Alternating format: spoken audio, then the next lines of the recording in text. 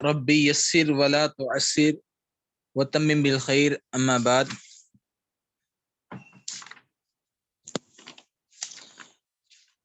اللهم انفعنا بما علمتنا وعلمنا ما ينفعنا وزدنا علما.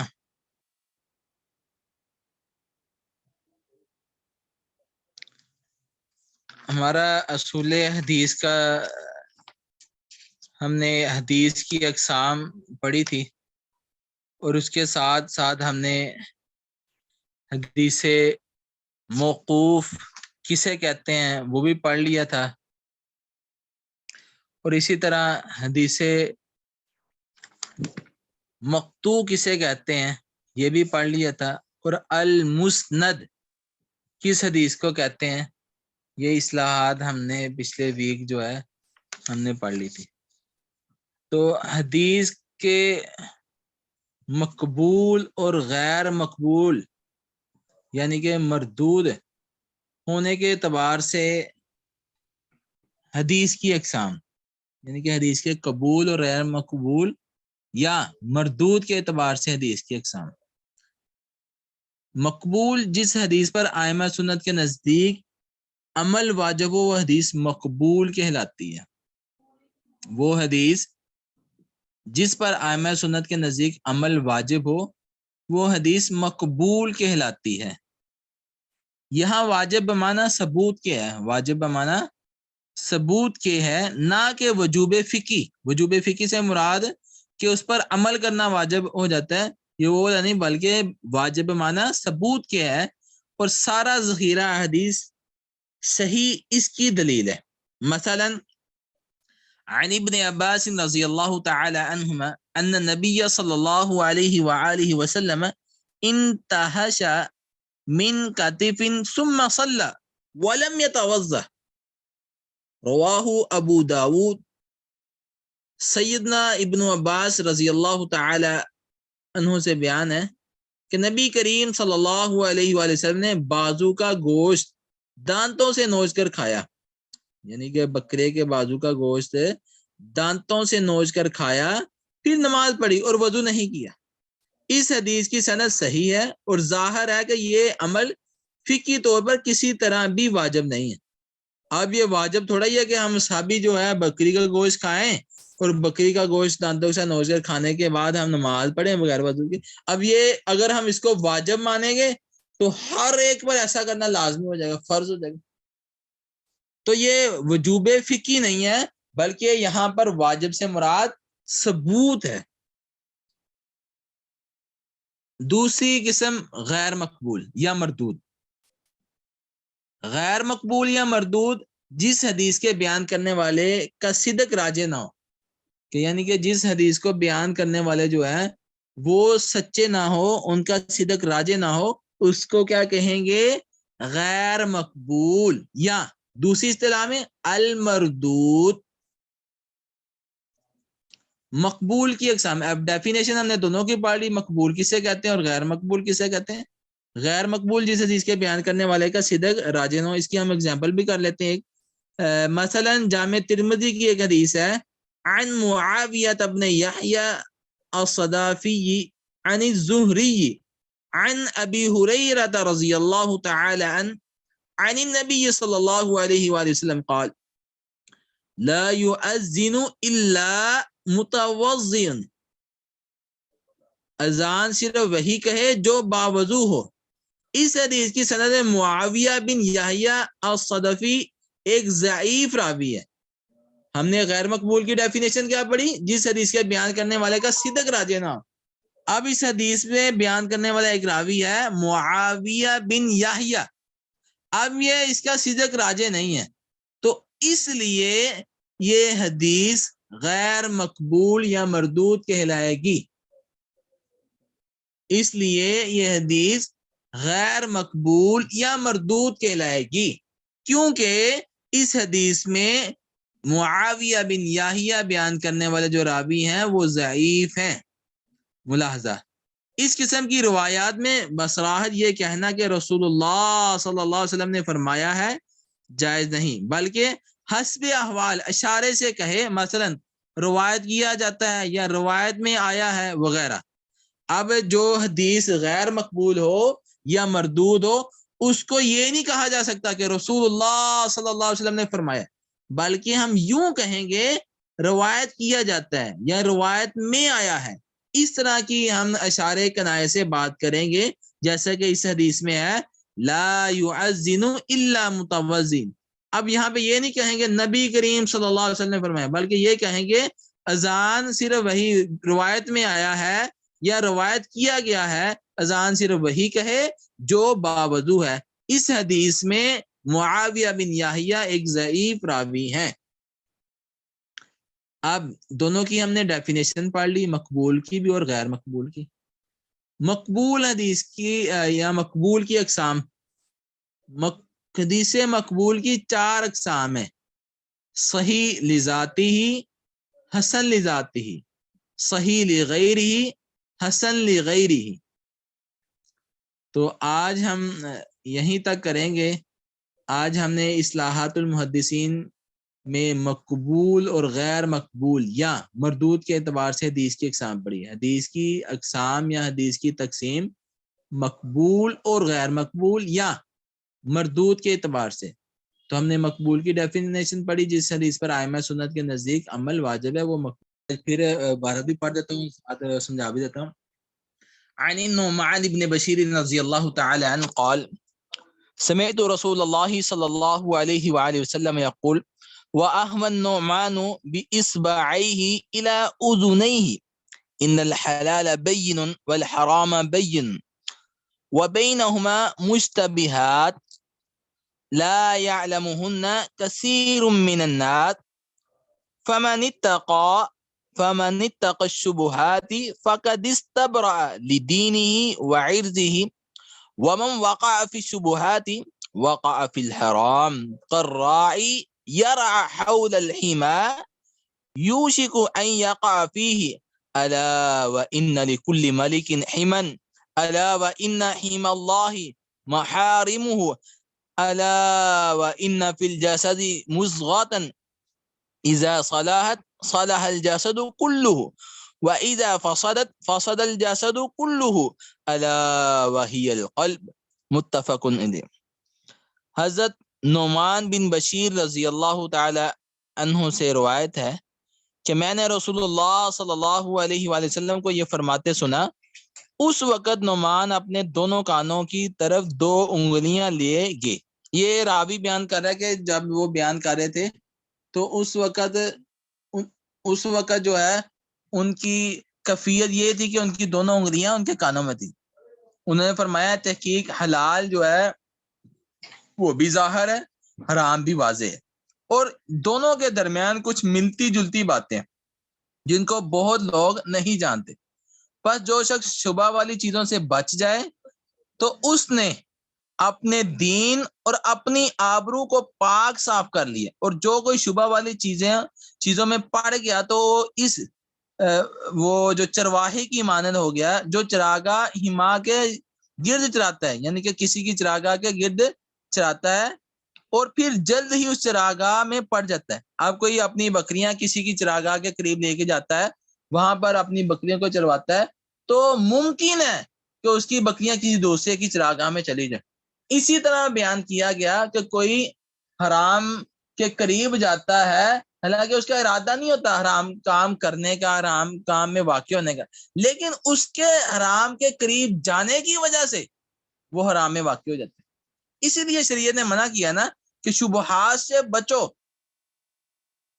قرآن پاک میں ایک اور جگہ پر بیان ہو رہا ہے وَلَا تَقْرَبُوا الزِّنَا، زنا کے قریب بھی نہ جاؤ۔ یہاں پر جو ہے مفسرین نے لکھا ہے کہ ہر وہ کام جو آپ کو اس برے فعل کی طرف لے کے جائے اس کے قریب میں نہ جاؤ۔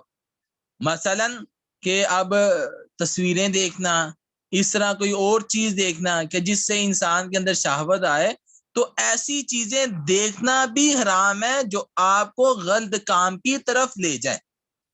تو یہاں فرمایا کہ وہ اپنی تحقیق ہر بادشاہ کی ایک چراگاہ ہے، حما ہوتی ہے، اور اللہ تعالیٰ کی چراگاہ اس کی حرام کی ہوئی چیزیں ہیں۔ اور خبردار تحقیق بدن میں ایک بوٹی، ایک گوشت کا ٹکڑا ہے جب تک وہ اچھی ہوتی ہے تو سارا بدن اچھا ہوتا ہے، جب وہ گوشت کا ٹکڑا بگڑتا ہے تو سارا جسم بگڑتا ہے۔ خبردار، یہ بوٹی دل کا ٹکڑا ہے۔ جب یہ ہمارا دل صحیح ہوتا ہے تو ہمارے دیگر سارے کے سارے کام ٹھیک ہے۔ جب ہمارا دل خراب ہوتا ہے، دل کے وسوسے، دل کے خیالات خراب ہوتے ہیں تو ہمارا سارا کام جو ہے خراب ہو جاتا ہے۔ جب ہمارا دل صحیح رہتا ہے تو ہمارے معاملات سارے صحیح رہتے ہیں۔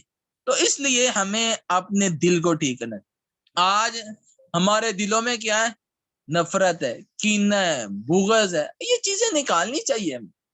یہ دل کس نے دی ہے؟ اللہ تعالیٰ نے دیا ہے، تو اس میں محبت بھی اللہ رب العزت کی ہونی چاہیے۔ ہر چیز کی نفرت کو دل سے نکالو۔ میں اکثر اگزامپل بھی دیا کرتا ہوں کہ ایک گلاس ہے، اس میں جو ہے آپ دنیا کا پاکیزہ ترین پانی آب زمزم ڈال دیں، اس میں تھوڑی سی بھی گندگی مکس کر دیں کہ سارا پانی گندا ہو جائے۔ تو اس لیے یہ جو دل ہے یہ اللہ نے دیا ہوا، اس میں صرف اور صرف اللہ کی محبت ہونی چاہیے، اس میں کوئی گندگی نہیں ہونی چاہیے، کوئی کینہ، حسد، بغض یا اس طرح کی اور بیماریاں نہیں ہونی چاہیے۔ اس دل کو اللہ نے دیا ہے تو اس میں صرف اور صرف اللہ کی محبت ہونی چاہیے۔ اس کے لیے انسان اللہ سے دعا بھی کیا کرے، اللہم انی اسألک حبک وحب من یحبک والعمل الذی یبلغنی حبک۔ اللہ سے دعائیں بھی کرے، اور یہ دل اللہ نے دیا ہے، اس میں صرف اور صرف اللہ رب العزت کی محبت ہونی۔ اگلی ریس میں آئے گا کہ انسان دنیا کی محبت سے بچے، دنیا کی محبت کو دل سے نکال دے۔ وعن ابی ہریرہ رضی اللہ تعالی عنہ قال قال رسول اللہ صلی اللہ علیہ وآلہ وسلم تعیس عبد الدینار والدرہم والقطیفۃ ان اوتی رضی وان لم یعط لم یرضى، اخرجہ البخاری۔ حضرت ابو ہریرہ رضی اللہ تعالی عنہ بیان کرتے ہیں، وہ فرماتے ہیں کہ نبی کریم صلی اللہ علیہ وآلہ وسلم کا ارشاد ہے، دینار، درہم اور کپڑے کا غلام ہلاک ہو گیا۔ دینار، درہم اور کپڑے کا غلام جو ہے یہ ہلاک ہوا۔ اگر اسے ملے تو خوش رہے، اور اگر نہ ملے تو ناراض ہو جائے۔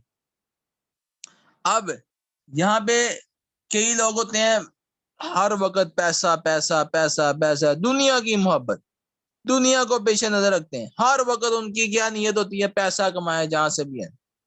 اب کئی لوگ ہوتے ہیں اچھے اچھے کپڑے، آج کل کی جو خواتین ہیں آپ دیکھیں، یہ کوئی جو نیا برانڈ نیا آتا ہے مارکیٹ میں، سب سے پہلے اچھے اچھے جو بھی نیا برانڈ ہے سب سے پہلے خریدنا، وہ بھی پہلے الماریاں بھری ہوئی ہیں کپڑوں کے ساتھ، نیا کوئی بھی آئے سوٹ نیا برانڈ ہے مارکیٹ میں سب سے پہلے خریدنا ہوتا ہے۔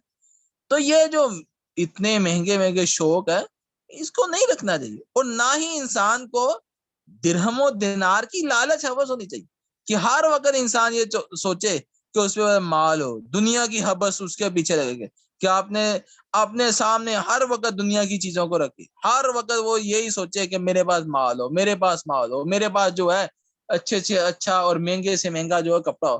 تو اس سے منع فرمایا، آپ نے فرمایا کہ دنیا کا، درہم و دینار کا اور جو ہے اس طرح جو ہے کپڑے کا غلام جو ہے یہ ہلاک ہو گیا۔ اگر اسے دیا جائے تو خوش ہو جاتا ہے، اگر نہ دیا جائے تو وہ کیا ہو جاتا ہے؟ وہ ناراض ہوتا ہے، راضی نہیں ہوتا۔ دنیا میں ایسے رہو جیسے کوئی راہ چلتا مسافر ہے، دنیا میں کیسے رہو؟ جیسے ایک مسافر ہے۔ حدیث پاک میں آتا ہے وعن ابن عمر رضی اللہ تعالی عنہ قال اخذ رسول اللہ صلی اللہ علیہ وآلہ وسلم بمنکبی فقال کن فی الدنیا کأنک غریب او عابر سبیل، وکان ابن عمر رضی اللہ تعالی عنہ یقول اذا امسیت فلا تنتظر الصباح وَإِذَا أَصْبَحْتَ فَلَا تَنْتَظِرِ الْمَسَاءَ وَخُذْ مِنْ صِحَّتِكَ لِسَقْمِكَ وَمِنْ حَيَاتِكَ لِمَوْتِكَ اخرجہ البخاری۔ تو یہ حدیث مبارکہ جو تلاوت فرمائی میں نے ابھی، تو دنیا کو انسان کو ایک مسافر خانہ سمجھنا چاہیے، اس میں ایسے رہنا چاہیے جیسے ایک مسافر رہتا ہے۔ حضرت ابن عمر رضی اللہ تعالیٰ عنہ بیان کرتے ہیں کہ رسول اللہ صلی اللہ علیہ وسلم نے میرا کندھا مبارک پکڑا اور فرمایا اے ابن عمر، دنیا میں ایسے رہ گویا کہ تو اس سے بیگانہ ہے، تو راہ گزر ہے، یعنی کہ دنیا میں ایسے رہو جیسے اجنبی رہتا ہے۔ آپ دیکھتے ہیں نا کہ جو اجنبی کسی دوسرے شہر میں جاتا ہے وہاں دل لگاتا ہے؟ نہیں، وہ ہرگز دل نہیں لگاتا۔ اس کو پتا ہے میں نے یہاں تھوڑی دیر رہنا ہے، اس کے بعد میں نے یہاں چلے جانا ہے، وہ کبھی وہاں دل نہیں لگاتا۔ تو اسی لیے نبی صلی اللہ علیہ وسلم نے فرمایا اس سے بیگانہ ہے اور ایسے رہو جیسے راہ گزر ہوتا ہے۔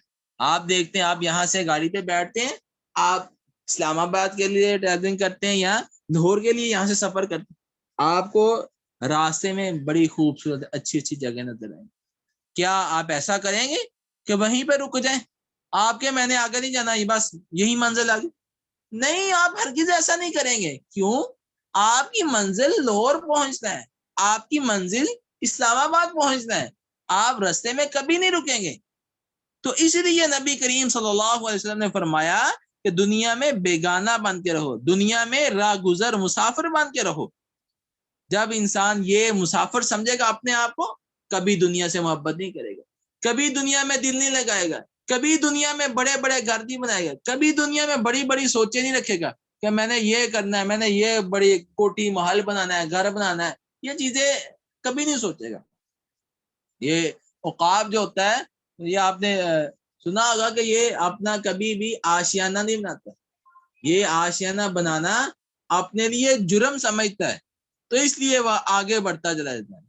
کبھی سستی بھی ہو جائے کوئی مسئلہ نہیں، اقبال نے بھی کہا ہے نا، جپٹنا پلٹنا پلٹ کر جپٹنا، جپٹنا پلٹنا پلٹ کر جپٹنا، لہو گرم رکھنے کا ہے ایک بہانہ، لہو گرم رکھنے کا ہے ایک بہانہ۔ کہ انسان کوشش کرتا ہے پھر ناکام ہوتا ہے، پھر کوشش کرتا ہے پھر ناکام ہوتا ہے، کوئی بات نہیں، پھر ایک وقت آتا ہے انسان آگے نکل جاتا ہے۔ اسی طرح انسان کے دل میں یہ ہوتا ہے کہ میں دنیا کو مسافر سمجھ، دنیا کو بیگانہ سمجھ، پھر شیطان اس کے دل میں وسوسہ ڈالا، کوئی بات نہیں، پھر وہ توبہ استغفار کرے، پھر اللہ کی طرف ہو جائے۔ تو یہ بار بار آگے پیچھے ہونا کوئی مسئلہ نہیں ہے، یہ ایمان کبھی انسان کا بڑھتا ہے کبھی کم ہوتا ہے۔ تو اس لیے انسان کو آخرت کا سوچنا چاہیے، دنیا کی محبت کو دل سے نکال لینا چاہیے۔ یہ دل اللہ نے دیا ہے، اس دل میں صرف اور صرف اللہ کی محبت ہونی چاہیے۔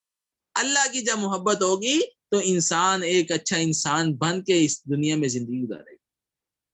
تو نبی کریم صلی اللہ علیہ وسلم نے فرمایا، اے ابن عمر، تو اس دنیا میں بیگانہ رہ یا مسافر بن کے رہ۔ اس کے بعد حضرت ابن عمر رضی اللہ تعالیٰ کہتے ہیں کہ جب تو شام کرے تو صبح کا انتظار نہ رکھ، شام کرے تو صبح کا انتظار نہ رکھ، صبح ہونی ہے کہ نہیں، اور جب تو صبح کرے تو شام کا انتظار نہ رکھ۔ ہمارے کیا آتا ہے، اتنی پلاننگ ہوتی ہے، صبح اٹھ کے یہ کہنا ٹھیک ہے ہونی بھی چاہیے، لیکن انسان کی اصل پلاننگ آخرت، انسان اصل میں آخرت کی تیاری کرے۔ انسان کو ہر لمحہ تیار رہنا چاہیے کہ ابھی مجھے موت آ جائے تو میں اللہ کے سامنے پیش ہونے کے لیے تیار ہوں۔ آج دیکھ لیں ہمارے ملک میں کس قدر نماز کی ریش ہے، اکثریت نماز نہیں پڑھتی، اکثریت جو ہے اللہ رب العزت کی نافرمانی ہے۔ تو یہ جو ہے یہ کبھی عمل ہے، بہت برا عمل۔ آپ نے فرمایا جب تم صبح کرو تو شام کا انتظار نہ کرو، جب شام کرو تو صبح کا انتظار نہ کرو، اور تندرستی کے دنوں میں بیماری کے لیے کچھ حاصل کرو۔ تندرستی ہو تو بیماری کے لیے کچھ کر لو۔ کیا کرنا ہے؟ تندرستی میں نیک اعمال کرنے ہیں، تندرستی میں اللہ کو خوش کرنا ہے، تندرستی میں اللہ رب العزت کی فرما برداری کرنی۔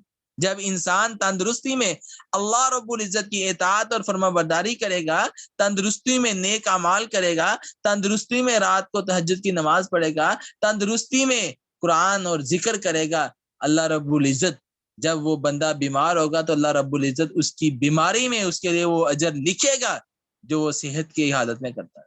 تو اس لیے کہا گیا نا کہ تندرستی کے دنوں میں بیماری کے لیے کچھ حاصل کر، کہ جب بیمار ہو تو تیرے وہ جو اعمال پہلے سے تو نے کنٹینیو کیے ہوئے تھے، وہ اعمال جو تو کرتا رہا ہے اس کا اجر تجھے ملتا رہے گا۔ اس کے بعد فرمایا اپنی زندگی میں موت کے لیے کچھ کر۔ بہت بڑی بات کہی، بہت بڑی بات کہی، اپنی زندگی میں موت کے لیے کچھ رکھ۔ آج ہم نے ہماری جو فیوچر پلاننگ ہے، آپ دیکھیں اکثر لوگوں کی فیوچر پلاننگ کیا ہے، ہماری جو زندگی میں جی 10 سال بعد جو ہے میرے پاس اچھا گھر ہوگا، میں ڈاکٹر ہوں گا، میں انجینئر ہوں گا، میں جو ہوں اس کے بعد 15-20 سال بعد جو ہے میرا اچھا جو بنگلہ ہوگا، میرے پاس گاڑی ہوگی، میرے پاس فلاں ہوگا. ہر چیز کی پلاننگ ہے, لیکن میں نے یہ پلاننگ نہیں کی میں نے مرنا بھی ہے. آج آپ اکثریت دیکھ لیں, سیکولرزم لوگ جو ہیں, ملحد لوگ جو ہیں, یہ دین سے دور کر رہے ہیں لوگوں کو. یہ یہی کہہ رہے ہیں کہ اکثر یہ جملہ بولا جاتا ہے نا, یہی دنیا جو کرنا یہاں کر لو, آگے کچھ بھی نہیں ہے. وہ پنجابی میں کہتے ہیں جہاں مٹھا اگلا کیس ڈٹھا, ادھر ہی کر لو جو کرنا, آگے کچھ بھی نہیں ہے. حالانکہ ایسا نہیں ہے. اصل زندگی جو ہے وہ آخرت کی زندگی, اصل زندگی جو ہے مرنے کے بعد کی زندگی ہے. آج ہماری فیوچر پلاننگ میں سارا کچھ ہے, لیکن مرنے کا کچھ کسی نے تیاری نہیں کی. کسی نے نہیں فیوچر پلاننگ میں لکھا کہ میں نے مرنا بھی ہے, میں نے جانا بھی ہے اس دنیا سے. تو اس لیے ہمیں نبوی تعلیمات میں یہ درس ملتا ہے کہ اپنی زندگی میں موت کے لیے کچھ کریں. حدیث ایک پاک میں آتا ہے, لا تزول قدم ابن آدم یوم القیامہ من عند ربہ حتی یسأل عن خمس, کہ انسان اللہ رب العزت کے سامنے قیامت کے دن ہوگا, اس وقت تک اپنے قدموں کو جنبش نہیں دے سکے جب تک وہ 5 سوالوں کے جواب نہ دے. تو اس میں جو سوال ہوگا, پہلے 2 سوال اسی بارے میں, جوانی کے بارے میں ہوگا اور زندگی کے بارے میں. 2 سوال ہوں گے, ایک جوانی کے بارے میں, ایک زندگی کے بارے میں. اللہ رب العزت پوچھیں گے, اے میرے بندے میں نے تجھے عمر دی, بتلا کہاں گزار کے ہے, میں نے تجھے جوانی کی عمر دی, بتلا کہاں گزاری. دوسرا سوال ہوگا, اے بندے میں نے مطلق تمہیں عمر دی, بتا کہاں گزاری. تو یہ بہت کٹن مرحلہ ہے, ہمیں ابھی سے اس کی تیاری کرنی چاہیے. ابھی سے ان سوالوں کی تیاری کرنی چاہیے جو مرنے کے بعد ہونے, جو قیامت کے دن ہونے, جو قبر میں ہونے. اس کا جواب, اس کا آنسر وہی دے سکے گا جس نے اللہ کی اور اللہ کے رسول صلی اللہ علیہ وآلہ وسلم کی تعلیمات کے مطابق یہ زندگی گزاری ہوگی. تو اس لیے میرے بھائیوں, میری بہنوں, ہمیں چاہیے, یہ زندگی ہمیں اللہ نے دی, ہم یہ زندگی اللہ کے لیے قربان. ہم ڈاکٹر بنے, انجینئر بنے, ہم سائنسدان بنے, ہم جو بھی بنے, الغرض ہم ساتھ ایک اچھے انسان ہیں. ہمارے اندر انسانیت ہونی چاہیے.